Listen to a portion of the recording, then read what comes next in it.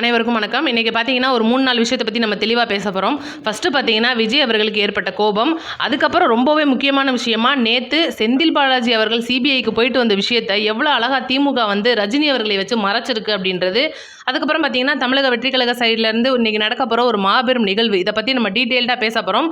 First பார்த்தீங்கன்னா ரஜினி அவர்களுடைய அந்த மேட்ரு பயங்கரமாக போயிட்டு இருக்கிறனால விஜய்க்கு பயங்கர கோபம் வந்து இன்றைக்கி ஆதவ அர்ஜுனா வச்சு சொல்லி மன்னிப்பு கேட்க சொல்லி வருத்தம் தெரிவிக்க சொல்லி ஆல்ரெடி சொன்னதாகவும், இதுக்காக பார்த்தீங்கன்னா பனையூர் அலுவலகத்திலேயே முன்னாடி ஆதவ அர்ஜுனா அவர்கள் வந்து பிரஸ் மீட் கொடுக்கிருந்ததாக, அதுக்கப்புறம் பார்த்தீங்கன்னா விஜய் அவர்கள் வந்து வேண்டாம் பிரஸ் மீட்டில் சொல்லி பிரஸ் நிருபர் வந்து பல்வேறு வகையான கேள்விகள் கேட்டு மேற்கொண்டு வந்து அவங்க மண்டக்காய்ச்சல் ஏற்படுத்துருவாங்க. நீங்கள் இன்றைக்கி கொளத்தூரில் வந்து பொதுக்கூட்டத்தில் பகிரங்க மன்னிப்பு கேட்டுருங்க, இதுதான் நல்லது. இன்றைக்கி ரஜினி ரசிகர்களோட மனசு வந்து ரொம்ப வருத்தப்படுற விஷயமா நடந்திருக்கு அப்படின்னா கண்டிப்பாக அதுக்கான மன்னிப்பை நீங்கள் கேட்டுருங்கன்னு சொல்லி விஜய் அவர்களே வந்து ஆதவ அர்ஜுனாட்ட சொன்னதாக ஒரு சின்ன தகவல் இருக்குது. இது ஒரு பக்கம் போயிட்டு இருக்க. இன்றைக்கி பார்த்தீங்கன்னா சிபிஐக்கு வந்து செந்தில் பாலாஜி அவர்கள் போயிட்டு வந்தது, விஜய் அவர்கள் போயிட்டு வரும்போது பல்வேறு வகையான நியூஸ்கள் வந்து அடுத்தடுத்து நம்ம தந்துட்டே இருந்தோம். அதுக்கான தகவல் வந்து வெளியில் வந்துட்டே இருந்துச்சு. ஆனால் நேற்று செந்தில் பாலாஜி அவர்கள் சிபிஐ முன்னாடி கிட்டத்தட்ட 6 மணி நேரம் உட்காந்து 102 கேள்விகளுக்கான பதில் அவர் சொல்லியிருக்கார் அப்படின்றது யாருக்குமே தெரியாது. இந்த ஒரு விஷயத்தை தான் ரஜினியை வச்சு இன்றைக்கி நேற்று திமுக வந்து விளாண்டுருச்சு அப்படின்னு சொல்லி எந்த ஊடகமே இதை பற்றி பேசலை. இதுக்கான டீட்டெயில் நிறைய பேர் கமெண்ட்டில் கேட்டிருந்தீங்க.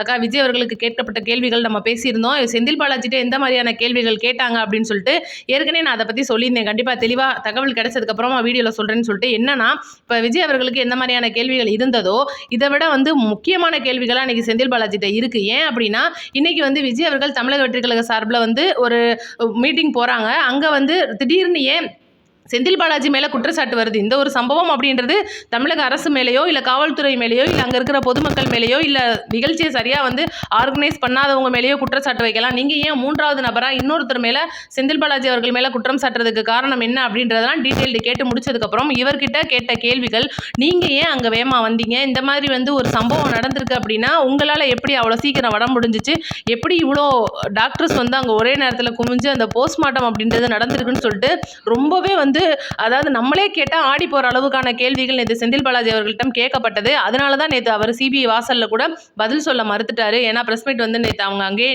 அரேஞ்ச்லாம் பண்ணி அவர் வெளியில் வந்தோடனே கேள்விகள் கேட்கறதுக்காக ரெடியாக இருந்தாங்க. ஆனால் கூட அவர் அதை தவிர்த்திருப்பார்.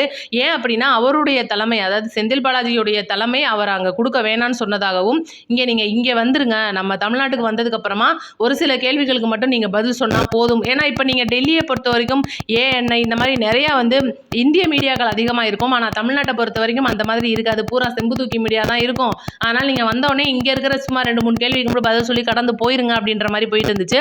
அதனால தான் வந்து இது செந்தில் பாலாஜி அவர்கள் நேற்று நைட்டு ஏர்போர்ட்டில் வச்சு ப்ரெஸ் மீட் கொடுத்துருப்பாரு. இது வந்து யாருமே பேசலை, பெரிய அளவில் யாருமே பேசலை. இது நம்ம டீட்டெயில்டு நிறைய பேர் கேட்டுட்டு இருந்தீங்க. அவர் சொன்ன பதில் இதோட விசாரணை அவருக்கு முடிஞ்சிருச்சான்னு கேட்டிங்கன்னா அவரை அதாவது கிளைமேக்ஸ் அவருக்கு நெருங்கிக்கிட்டு இருக்கு அப்படின்னு சொல்லலாம்.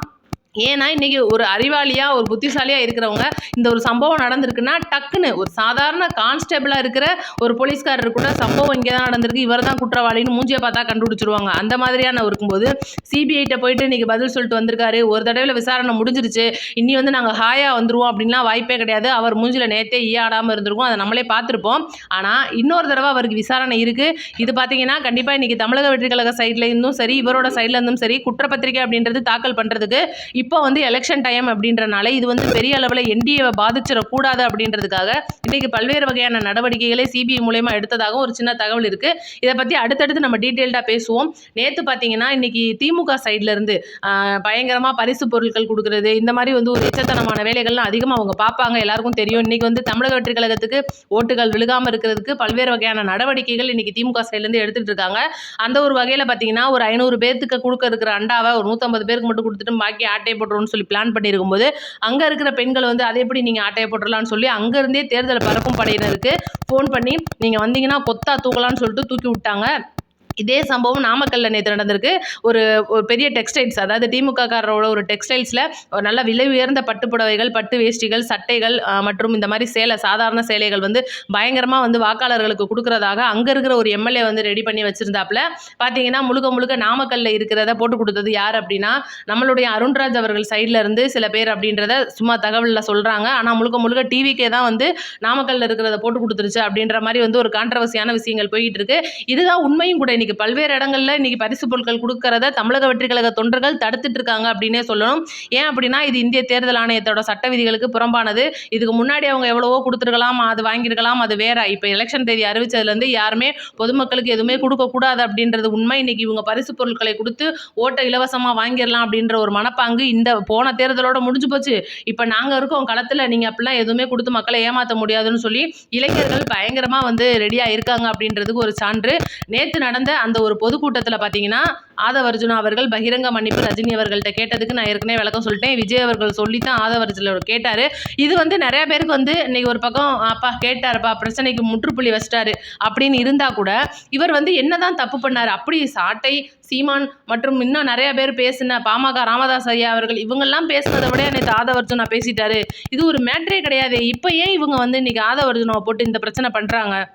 ரஜினி வந்து இன்னைக்கு எப்படினாலும் மோடி அவர்களை பிடிச்ச நபர், மோடிக்கு தான் சப்போர்ட் பண்ணுவார், ஆன்மீக அரசியல் அவரோடது, அதனால் அவர் எப்போவுமே இந்தியா பக்கம் தான் அப்படின்னு சொல்லிட்டு எல்லாருக்குமே தெரியும். ஆனால் கூட இன்னைக்கு ஏன் சம்மந்தமே இல்லாமல் திமுக காரங்க வந்து இன்னைக்கு ரஜினிக்கு கொடை பிடிக்கிறாங்க அப்படின்னு நம்ம ஏற்கனவே பேசியிருந்தோம். இருந்தாலும் கூட தலைவர் விஜய் அவர்களோட ஒரு அறிவுறுத்தலின்படி அந்த பிரச்சனைக்கு முற்றுப்புள்ளி வச்ச நம்மளுடைய ஆதவ அர்ஜுனா அவர்கள் வந்து உண்மையிலேயே மேடையிலே பகிரங்க மன்னிப்பு கேட்டதுக்கு அவர் ஒரு வாழ்த்தை சொல்லிடுவோம்.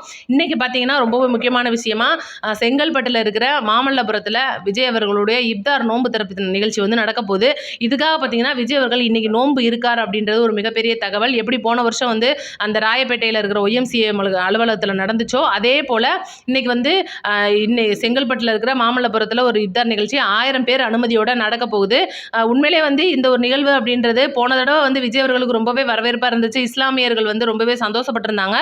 இந்த தடவை எந்த மாதிரி அது ஆக போகுது, என்ன மாதிரியான ஒரு நல்ல விஷயமா நடக்க போகுதுன்றதை நம்ம அடுத்தடுத்த வீடியோக்களில் பார்ப்போம். ரொம்பவே முக்கியமான விஷயமா வந்து இன்னைக்கு பெரிய விஷயமா போயிட்டு இருக்கிறது அப்படின்னா இன்னைக்கு தேர்தல் வந்து நடக்க போகுது. இன்னைக்கு ஏப்ரல் 23 தமிழகத்தில் சட்டமன்ற தேர்தல் நடக்க போகுது. ஆனால் பார்த்தீங்கன்னா மே 10 தான் வந்து வாக்கு எண்ணிக்கை அப்படின்றது ஒரு பக்கம் இருந்தால் கூட இந்த தேர்தலுக்குமா வாக்கு எண்ணிக்கைமா ஏன் இவ்வளோ பெரிய இடைவெளி கேப் வருது? ஒருவேளை என்டிஏ எதுவும் சம்பவம் பண்ண காத்திருக்காங்களோ, மிஷினில் எதுவும் பூந்து விளாண்டுட்டாங்களோன்னு சொல்லிட்டு பல்வேறு தரப்புலேருந்து ஒரு சந்தேகம் எழுந்துகிட்டு இருக்கு. இந்த சந்தேகத்தை எழுப்புனது யார் அப்படின்னு கேட்டிங்கன்னா நம்ம திமுக தான், வேற யாரும் கிடையாது. என்னப்பா 23 தேர்தல் வைக்க போறீங்க, அங்கிட்டு ஒரு 4 நாளில் எண்ணி முடிச்சிடலாமே, ஏன் நீங்கள் மே 10 வரைக்கும் இழுக்கிறீங்கன்னு சொல்லி ஒருத்தர் முக்கியமான நபர் இந்த கேள்வி எழுப்பியிருக்காரு.